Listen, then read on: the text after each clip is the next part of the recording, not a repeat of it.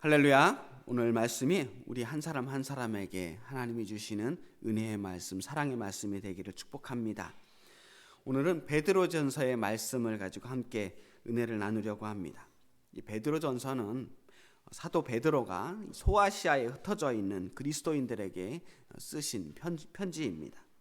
이 편지는 아마도 네로 황제가 그리스도인들을 대대적으로 핍박하던 시기, 서기 64년에서 68년 사이에 쓰여졌을 거라고 합니다.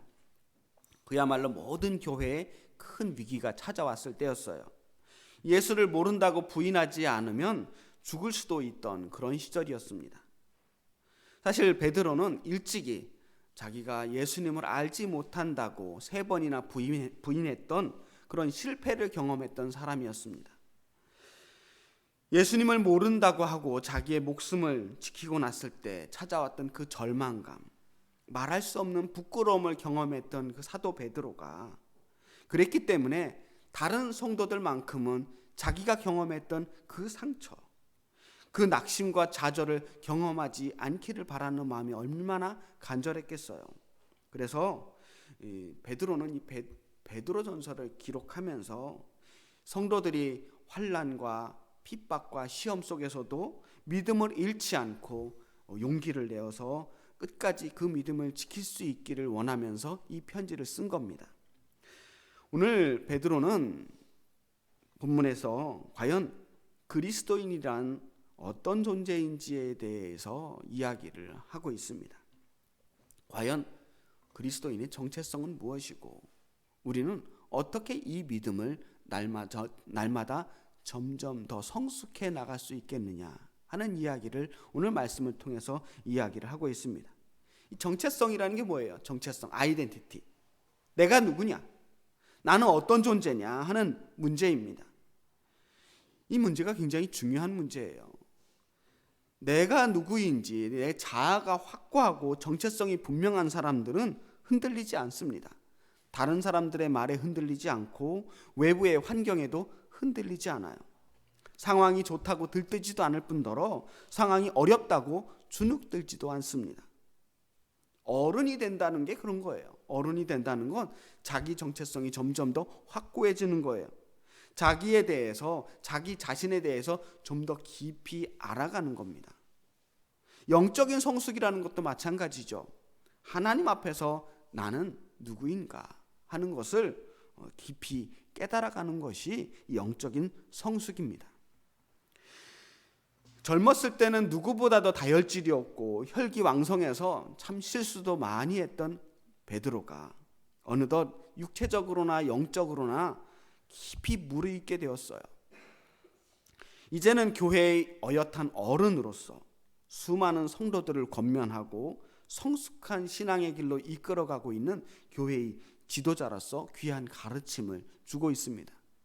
이 베드로 전서를 읽다 보면 정말 젊은 베드로의 모습은 찾아볼 수 없고 성숙한 아주 현명해지고 교회의 모범이 된 그런 지도자 베드로를 볼 수가 있습니다.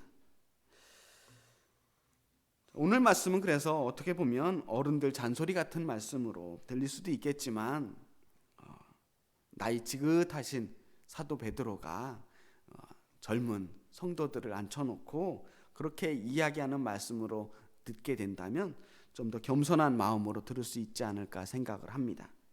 오늘은 마침 어린이 주일입니다.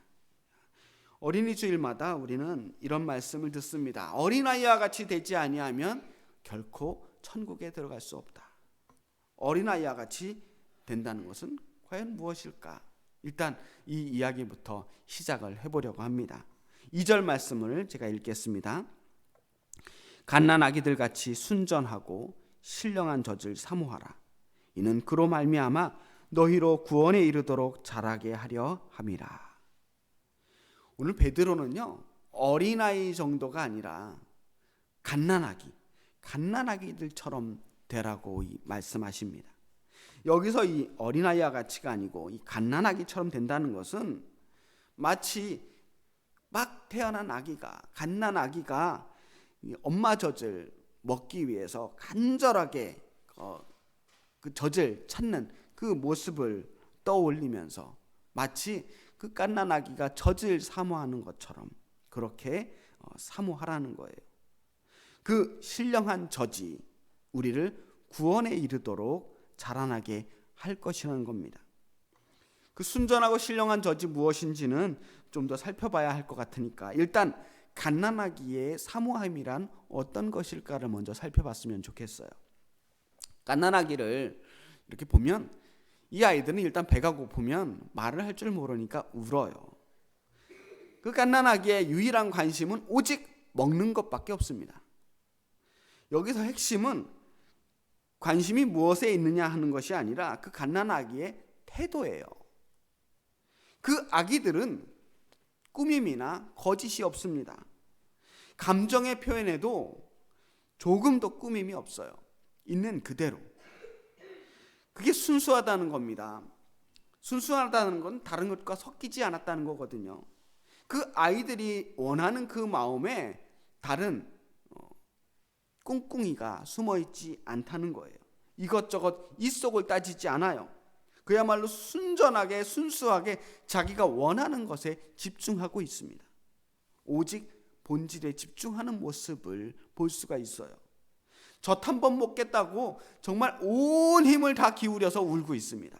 얼굴이 시뻘개지도록 울어요.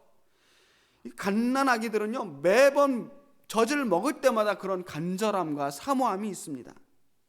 그런데 조금만 나이를 먹어봐요. 그러면 자기가 먹는 그 한 끼 한 끼가 당연한 줄 알아요. 한 끼 정도 굶는다고 굶어 죽지 않는다는 걸 알거든요. 지금 먹지 않아도 조금만 기다리면 또 금세 밥을 먹을 수 있다는 것도 알아요. 밥뿐이 아니죠. 우리가 이 반복되어서 우리에게 찾아오는 모든 일들에 대해서 우리는 너무나 쉽게 익숙해집니다. 익숙해지면 우리는 당연하게 생각하고 그러면 우리의 기대도 사라집니다. 같이 절박함도 사라지죠. 감사함도 없고 절실함도 없고 열정도 없고 감정도 없습니다. 당연한 것에는 우리가 마음을 쓰지 않기 때문이에요.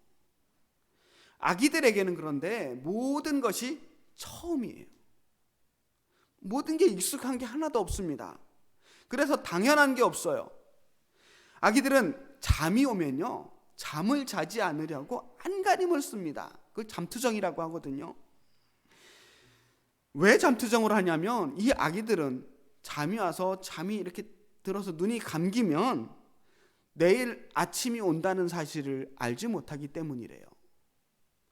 그래서 이 잠이 드는 순간 자기의 모든 세상이 끝나버릴 것 같아서 그게 두려워서 잠을 안 자려고 안간힘을 쓰는 거랍니다. 그 갓난아기처럼 사모한다는 게 뭐냐면 그렇게 오늘이 마지막인 것처럼 그렇게 온 마음을 다해서 진심으로 사모하는 마음이라는 거예요. 처음 대하는 것처럼 진지하고 순전하고 그렇게 진실하게 신령한 젖을 사모하라는 것입니다. 그렇다면 신령한 젖은 무엇일까요? 신령한 젖. 그 순전하고 신령한 젖이 우리를 자라나게 한다라고 말합니다. 아기가 젖을 먹고 자라나듯 신령한 젖을 먹으면 우리의 믿음이 구원에 이르도록 조금씩 자라나게 될 것이다 라는 말씀이에요. 그렇다면 그 신령한 젖은 무엇인지 모르지만 그 신령한 젖은 우리의 믿음이 자라날 수 있도록 도와주는 그 무엇인가예요. 무엇이 우리의 믿음을 점점 더 자라나게 할 수 있을까요? 자, 이제 3절을 한번 읽어볼까요? 너희가 주의 인자하심을 맛보았으면 그리하라. 너희가 주의 인자하심을 맛보았으면 그리하라. 이 문장을 아무리 읽어봐도 귀에 쏙 들어오는 문장이 아니더라고요. 그래서 새번역 성경으로 제가 읽어봤습니다. 새번역으로는 이렇게 번역되어 있어요. 여러분은 주의 인자하심을 맛보았습니다.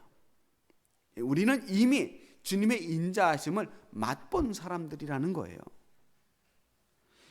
이 말씀은 예레미야서 15장 16절의 말씀, 너희는 여호와의 선하심을 맛보아 알지어다 라고 하는 그 말씀을 염두에 두고 하신 말씀이에요. 여호와의 선하심, 여호와의 인자하심을 맛보아 알라고 하셨는데, 사실은 이미 우리는 그 선하심을, 그 인자하심을 맛본 사람들이라는 겁니다. 맛보기가 참 중요해요. 맛을 한번 제대로 보면 그걸 멈출 수가 없어요. 얼마 전 라디오를 듣는데 그 낚시에 푹 빠진 사람이 자기 아내와 함께 그 낚시라고 하는 취미를 같이 하고 싶은데 어떤 방법이 없을까요? 하고 사연을 올렸더라고요. 그런데 그 DJ가 이런 말을 해요. 아내를 데리고 정말 고기가 잘 잡히는 곳을 가라는 거예요. 어떤 방법을 쓰든 무조건 던지면 고기가 잡히는 곳으로 데리고 가라는 거예요. 그래서 일단 한번 고기를 제대로 한번 낚게 해주면, 손맛을 한번 느끼기만 하면 그 다음부터는 가자고 하지 않아도 따라온다는 거예요. 일단 한번 손맛을 보면 낚시의 그 재미를 알게 된다는 거였어요. 백화점에 가면, 또 마트에 가면 괜히 그 음식 맛보기를 무료로 주는 것이 아닙니다. 맛있는 걸 한번 먹어보게 되면 그 음식을 사게 되어 있어요. 저는 교회가 하나님 나라를 이 땅에서 미리 맛보는 곳이라는 말씀을 자주 드립니다.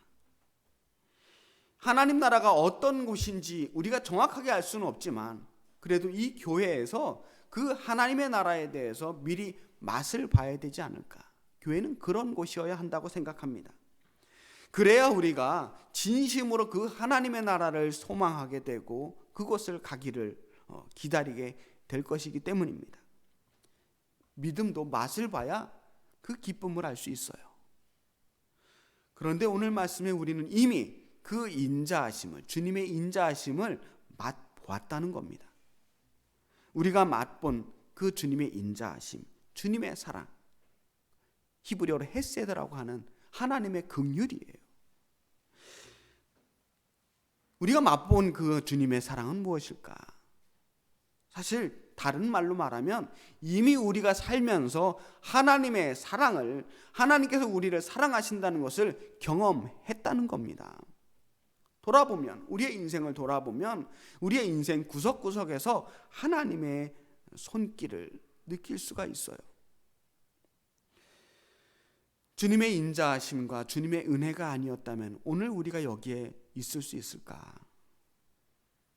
우리는 하나님의 사랑 덕분에 지금 이렇게 앉아서 사랑 구실하면서 앉아 있을 수 있는 거예요. 주님의 인자하심으로 우리가 구원을 얻었고 그 맛을 보며 지금 이렇게 살고 있는 겁니다. 그리고 그 주님의 인자하심을 제대로 경험한 사람들은 다시는 뒤로 돌아갈 수가 없습니다. 예전의 삶으로 돌아갈 수가 없어요. 주님의 사랑을 사모하며 그 사랑에 빠질 수밖에 없는 겁니다. 그래서 우리가 이 맛을 보는 게 중요한 거예요. 이걸 기복신앙이 아니라 체험신앙이라고 하는 겁니다. 내 삶에서 하나님의 만지심, 하나님의 사랑, 하나님의 그 터치를 경험해 봐야 된다는 거예요. 그래야 내 믿음이, 진짜 믿음이 생겨날 수 있는 겁니다.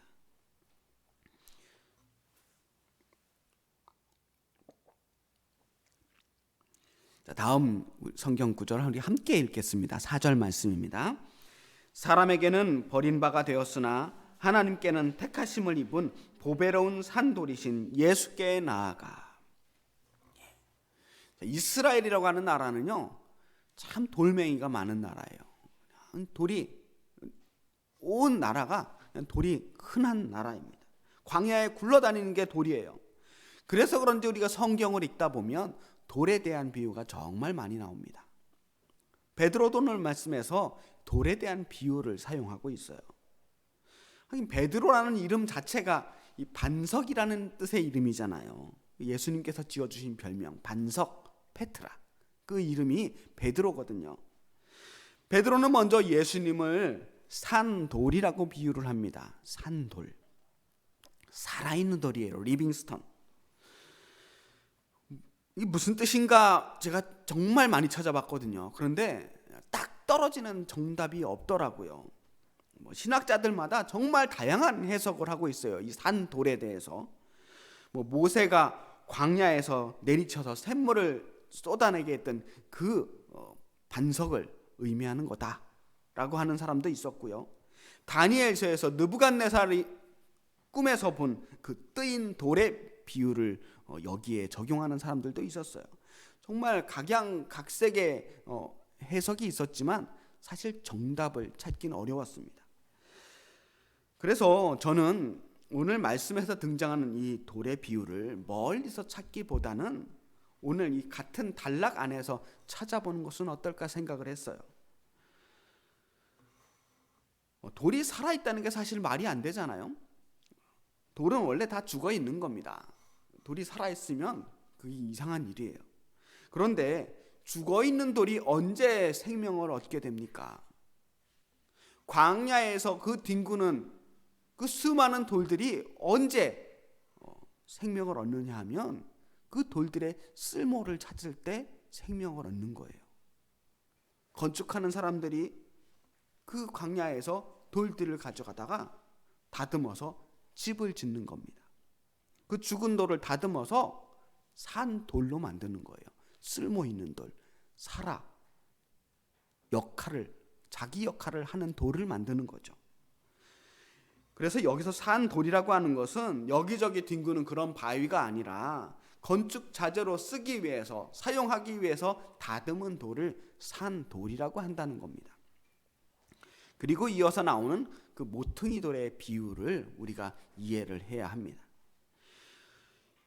요한 미카엘리스라고 하는 신학자가 있어요. 이 신학자가 이 모퉁이 돌의 비유를 이렇게 보면서 이 돌의 비유를 정확하게 알기 위해서는 솔로몬 성전을 지을 때의 그 이야기를 좀 알아야 되지 않나라고 설명을 한 글을 읽었습니다. 솔로몬이 성전 건축을 하는데 보통 건물을 건축할 때 우리가 들리는 소리들이 있잖아요. 뚝딱뚝딱 망치 소리, 그 못을 박는 소리, 또 돌을 다듬을 때 나는 여러 가지 소리들로 건축 현장은 오늘날도 참 시끄럽습니다. 그런데 솔로몬은 이 성전을 지을 때 그렇게 어수선하고 시끄러운 환경 속에서 성전을 짓는 것은 옳지 않다고 생각을 했대요. 그래서 아주 조용하고 엄숙한 분위기에서 이 성전을 지어야겠다라고 생각을 했습니다.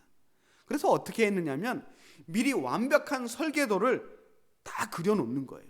그리고 그 도면에 따라서 멀리 떨어진 채석장에서 미리 돌을 다 깎아놓는 겁니다. 채석장에서 미리 돌을 다 다듬은 다음에 건축 현장으로 완전히 다듬어진 돌을 운반해서 하나씩 도면에 따라서 그 건물을 쌓아 나가는 거였어요. 석조 건물이니까.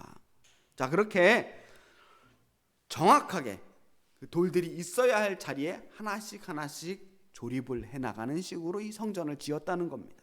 마치 레고 블록으로 이 집을 짓듯이 그렇게 성전을 지었다는 거예요. 그래서 망치 소리 하나 나지 않고 아주 조용하고 엄숙하게 이 솔로몬 성전을 지을 수 있었대요. 그런데 이 돌들을 막 운반하다 보니까 정말 용도를 알 수 없는 엄청나게 큰 돌이 하나가 운반이 되어 왔다는 거예요. 근데 이 돌이 아무리 봐도 어디에 쓰는 돌인지 알 수가 없었어요. 그래서 그 돌을 한 군데 치워놓고 열심히 공사를 합니다.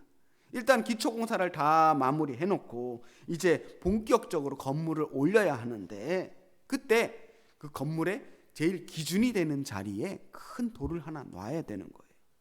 그게 바로 모퉁이 돌이라고 하는 돌입니다. 제가 주보에 그림을 실어놨어요. 가장 코너에 큰 돌 하나를 기준으로 세우고 그 돌을 기준으로 이제 옆으로 위로 쌓아 올라가는 겁니다. 그런데 알고 보니까 자기들이 용도를 알지 못해서 한 군데 치워놨던 그 커다란 돌이 알고 봤더니 제일 중요했던 모퉁이 돌이었다라고 하는 겁니다. 그게 바로 오늘 말씀 건축자의 버린 돌이 모퉁이의 머릿돌이 되었다라고 하는 말씀이라는 거예요. 예수님께서는 그렇게 튼튼하고 반듯하고 잘 다듬어진 산 돌로서 건축물의 기준이 되는 성전의 가장 중요한 머릿돌이 되는 그 돌로 이 땅에 오셨는데 사람들이 그 돌을 알아보지 못하고 산 돌이신 주님을 알아보지 못하고 버려두었다는 거예요. 십자가에 매달아서 말이죠. 그 커다란 돌의 가치를 알아보는 사람들에게는 그 돌은 정말 중요한 돌, 그야말로 건물의 중심인 가장 보배와도 같은 모퉁이 돌이었지만 알아보지 못하는 사람에게는 그저 발에 걸린 거리적거리는 커다란 돌에 불과했던 거죠. 그 거리적거리던 돌이 모퉁이 돌이 되었습니다. 신령한 집, 성전을 짓기 위한 가장 중요한 기준점이 되었습니다. 그 말처럼 예수님께서는 우리 교회의 머릿돌, 우리 교회의 머리가 되셨다라고 하는 말씀이에요.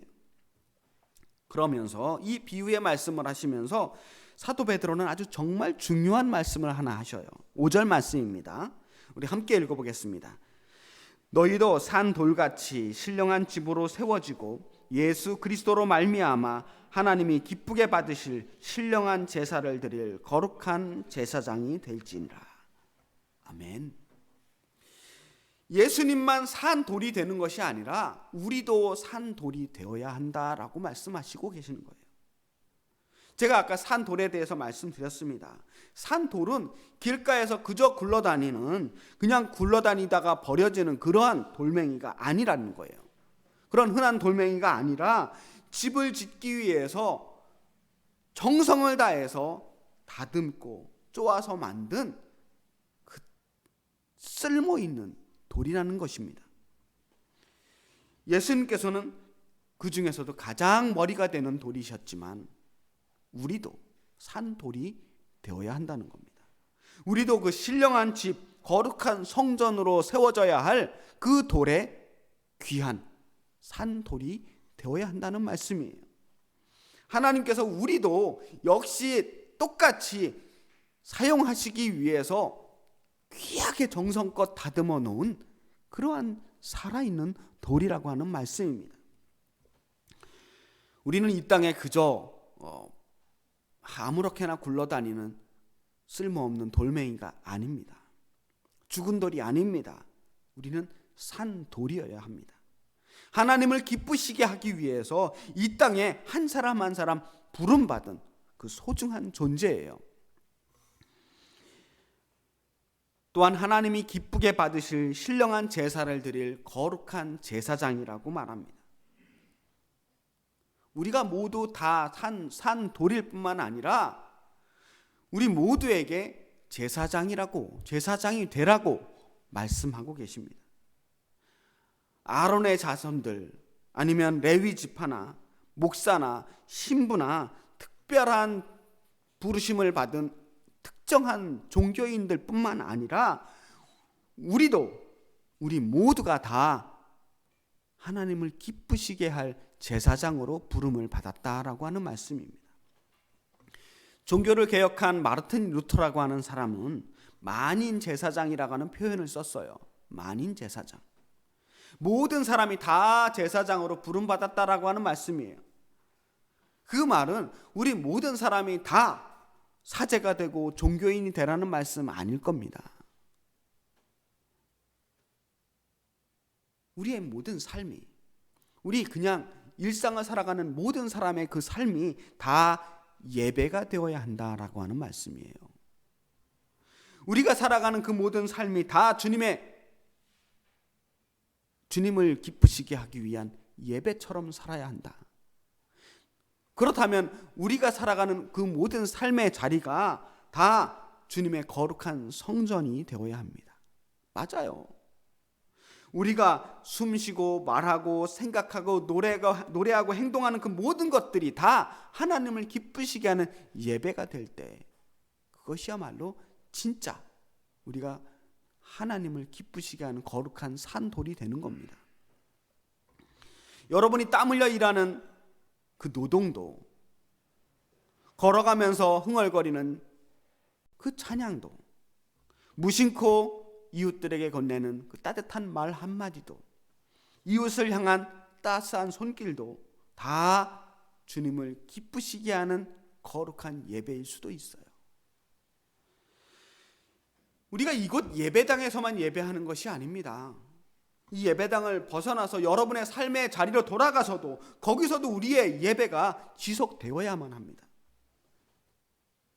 이 예배당에서는 제가 이 예배를 집례하지만 여러분의 삶의 자리에서는 여러분들이 제사장이에요. 여러분들이 여러분 인생의 주인이 되는 겁니다. 여러분 한 사람 한 사람이 산 돌이 되고 제사장이 되는 거예요. 이게 믿음이 성숙해지는 거예요. 어린아이 때는 젖을 먹어야 살아갑니다. 다른 사람들이 이끌어줘야 믿을 수가 있고 다른 사람이 안내해줘야 주님을 만날 수가 있어요. 하지만 우리가 언제까지나 엄마 품에만 있을 수는 없잖아요. 성숙한 그리스도인들은 스스로 산 돌이 되듯이 자기의 자리 안에서 자신의 사명을 감당하며 자기의 그 삶의 현장에서 자신의 방식으로 하나님을 예배할 수 있어야 됩니다. 내가 가정주부면 내 가정에서 이 가정을 하나님의 나라를 만들며 이 가정을 성전으로 만들고 이 가정을 거룩하게 만드는 거예요. 그게 내 삶의 예배입니다. 내가 노동을 하면 그 노동의 현장에서 그곳을 하나님의 성전으로 만들고 그곳에서 하나님을 기쁘시게 할 수 있어야 됩니다. 교회 안에서만 머무르는 신앙은 젖먹이 신앙이에요. 이제는 우리가 이 교회 밖을 벗어나서도 어디서나 그리스도인으로 살아갈 수 있어야 합니다. 그리고 교회 밖에서도 우리는 교회여야만 하는 겁니다. 베드로라고 하는 반석 위에서 이 땅에 교회를 세우신 주님께서 이제는 산 돌이 되라고 우리에게 말씀하시며 우리 위에 각각 새로운 교회를 세우기를 원하십니다. 바로 여러분이 교회예요. 건물이 교회가 아니라 바로 산 돌이신 예수님과 함께 그 머릿돌을 기준으로 이 땅에서 자신의 사명을 감당하면서 묵묵히 예배하고 있는 여러분들이 바로 예배당이고 여러분들이 성전입니다. 여러분이 제사장이고 여러분이 그 성전을 굳게 세우고 있는 산 돌이에요. 그 교회들이 모여서 하나님의 거룩한 도성이 만들어지고 그 교회들이 하나하나 모여서 하나님의 나라를 만드는 거예요. 이제 마지막으로 성경 한 구절을 읽으며 오늘 말씀을 마치려고 합니다. 이 말씀을 읽으면 과연 하나님께서 나에게 왜 이런 말씀을 하셨는지 다시 한번 깨닫게 될 거라고 믿습니다. 그러나 너희는 택하신 족속이요 왕 같은 제사장들이요 거룩한 나라요 그의 소유가 된 백성이니 이는 너희를 어두운 데서 불러내어 그 기이한 빛에 들어가게 하시니에 아름다운 덕을 선포하게 하려 하심이라. 택하신 족속이고 왕 같은 제사장이며 거룩한 나라고 그 소유가 된 백성이신 여러분 한 분 한 분을 하나님께서 오늘 산 돌로 부르셨음을 기억하시고 이제 이 교회를 벗어나 세상에서도 언제나 교회로 살아가시는 우리 엘림교회 성도님들이 되시길 주님의 이름으로 축복합니다. 기도하겠습니다.